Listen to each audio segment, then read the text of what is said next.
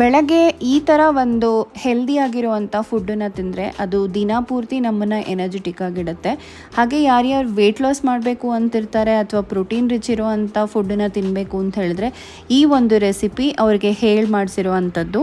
ಮೊದಲಿಗೆ ಅರ್ಧ ಕಪ್ಪಷ್ಟು ಕಡಲೆಬೇಳೆನ 1 ಅವರ್ ನೆನೆಸ್ಕೊಂಡಿದ್ದೀನಿ. ಈಗ ಅದನ್ನು ಕುಕ್ಕರಲ್ಲಿ ಹಾಕ್ಕೋತಾ ಇದ್ದೀನಿ. ಹಾಗೆ ಅರ್ಧ ಕಪ್ಪಷ್ಟು ರೈಸನ್ನು ತೊಗೊಂಡಿದ್ದೀನಿ. ರೈಸು ಸ್ವಲ್ಪ ನಾನು ಕಮ್ಮಿನೇ ಹಾಕ್ತಾ ಇರೋದು, ಅಂದರೆ ಈಕ್ವಲ್ ಕ್ವಾಂಟಿಟಿಯಲ್ಲಿ ಬೇಳೆ ಮತ್ತು ರೈಸು. ಸೋನಾ ಮಸೂರಿ ಅಕ್ಕಿ ನಾನು ತೊಗೊಂಡಿರೋದು. ಈಗ ರೈಸನ್ನು ತೊಳೆದು ಅದನ್ನು ಕೂಡ ಕುಕ್ಕರಲ್ಲಿ ಹಾಕ್ಕೊಳ್ಳೋಣ. ಕಿಚಡಿಗೆ ಬೇಳೆ ಹಾಗೆ ರೈಸು ಸ್ವಲ್ಪ ಜಾಸ್ತಿ ಬೇಯಬೇಕಾಗತ್ತೆ. ಅದಕ್ಕೋಸ್ಕರ ನೀರಿನ ಕ್ವಾಂಟಿಟಿನೂ ನಾನು ಜಾಸ್ತಿ ಹಾಕ್ತಾ ಇದ್ದೀನಿ. ಇಲ್ಲಿ 3 ಕಪ್ ನೀರನ್ನು ಹಾಕ್ತಾ ಇರೋದು. ಹಾಗೆ 1 ಟೀ ಸ್ಪೂನಷ್ಟು ಮೆಂತ್ಯ ಹಾಕೋಣ. 1/4 ಸ್ಪೂನಷ್ಟು ಟರ್ಮರಿಕ್ ಪೌಡರ್ ಅಂದರೆ ಅರಿಶಿನ ಪುಡಿ. 1 ಟೀ ಸ್ಪೂನಷ್ಟು ಉಪ್ಪನ್ನು ಹಾಕ್ತಾ ಇದ್ದೀನಿ. ಹಾಗೆ ಅಸಫುಟೀಡ ಅಂದರೆ ಹಿಂಗು, ಇದನ್ನು ಕೂಡ ಹಾಕ್ಕೊಂಡು ಇವಾಗ 4ರಿಂದ 5 ವಿಷಲ್ ಬರೋ ತನಕ ನಾನು ಕುಕ್ ಮಾಡ್ಕೋತಾ ಇದ್ದೀನಿ. ನಂತರ ಒಂದು ಪ್ಯಾನಲ್ಲಿ 1 ಟೇಬಲ್ ಸ್ಪೂನಷ್ಟು ಆಯಿಲು ಹಾಗೆ 3 ಕ್ಯೂಬು ಬಟರ್ನ ಹಾಕ್ಕೋತಾ ಇದ್ದೀನಿ. ನೀವು ಬಟರ್ನಾದರೂ ಹಾಕೋಬೋದು, ಇಲ್ಲ 2 ಸ್ಪೂನ್ ತುಪ್ಪನಾದರೂ ಹಾಕೋಬೋದು. ಅದು ಒಂದು ಒಳ್ಳೆ ಟೇಸ್ಟನ್ನ ಕೊಡುತ್ತೆ. ಈಗ 1 ಟೀ ಸ್ಪೂನಷ್ಟು ಜೀರಿಗೆ ಹಾಗೆ ಕರಿ ಲೀವ್ಸ್ ಅಂದರೆ ಕರಿಬೇವಿನ ಎಲೆ. ನಾನು ಒಣಗಿರುವಂಥ ಕರಿಬೇವಿನ ಯೂಸ್ ಮಾಡ್ತಾ ಇದ್ದೀನಿ. ನಿಮ್ಮ ಹತ್ರ ಫ್ರೆಶ್ ಆಗಿರುವಂಥ ಕರಿಬೇವಿದ್ರೆ ಅದನ್ನು ಯೂಸ್ ಮಾಡ್ಬೋದು.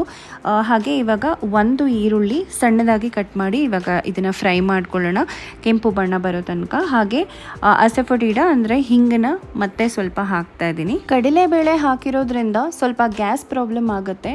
ಹಿಂಗನ್ನ ಹಾಕೋದ್ರಿಂದ ಸ್ವಲ್ಪ ಜೀರ್ಣ ಶಕ್ತಿ ಚೆನ್ನಾಗಿ ಆಗುತ್ತೆ. ಹಾಗೆ 1 ಟೀ ಸ್ಪೂನಷ್ಟು ಜಿಂಜರ್ ಗಾರ್ಲಿಕ್ ಪೇಸ್ಟು. ಈರುಳ್ಳಿ ಫ್ರೈ ಆದಮೇಲೆ 2 ಟೊಮ್ಯಾಟೊ ಸಣ್ಣದಾಗಿ ಕಟ್ ಮಾಡ್ಕೊಂಡಿರೋದು. ನಾನಿಲ್ಲಿ ಹುಳಿ ಟೊಮ್ಯಾಟೊನ ತೊಗೊಂಡಿದ್ದೀನಿ.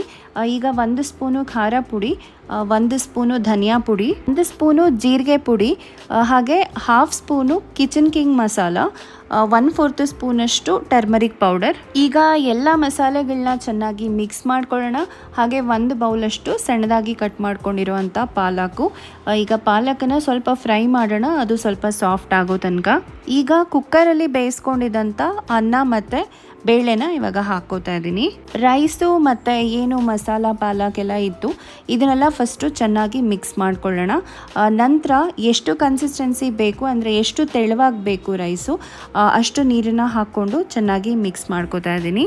ನೀವು ಎಷ್ಟು ಕ್ವಾಂಟಿಟಿ ಮಾಡ್ತಾ ಇದ್ದೀರಾ ಅದಕ್ಕೆ ತಕ್ಕ ಹಾಗೆ ಉಪ್ಪು ಖಾರನೆಲ್ಲ ಹಾಕ್ಕೋಬೋದು. ಇವಾಗ ಕೊನೆಯಲ್ಲಿ ಉಪ್ಪನ್ನು ಹಾಕ್ತಾ ಇದ್ದೀನಿ. ಉಪ್ಪನ್ನು ಹಾಕಿದ್ಮೇಲೆ 1-2 ನಿಮಿಷ ಉಪ್ಪು ಕರಗೋ ತನಕ ಅದನ್ನು ಬೇಯಿಸೋಣ.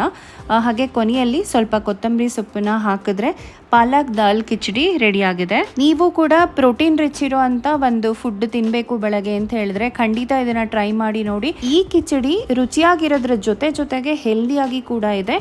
ಇನ್ನಷ್ಟು ಹೊಸ ರೆಸಿಪಿಗಳಿಗೆ ನನ್ನ ಚಾನಲ್ಗೆ ಸಬ್ಸ್ಕ್ರೈಬ್ ಮಾಡ್ಕೊಳ್ಳಿ. ವಿಡಿಯೋನ ಲೈಕ್ ಮಾಡಿ, ಶೇರ್ ಮಾಡಿ, ಕಮೆಂಟ್ ಮಾಡಿ. Thanks for watching.